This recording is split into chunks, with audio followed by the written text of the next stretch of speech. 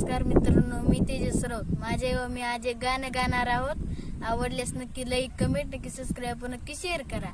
सुकलेल्या भाकरीला पाण्यासंग खाऊ गड्या, पाऊल थकला नाही गड्या, पाऊल थकला नाही. झालो बरबाद जरी लागला डाव जरी, कलेची आग सारी जळून बी जाईना. अडला ध्यास असा का वनवास असा, पण ह्यो ध्यास अजून बी आग राहीना.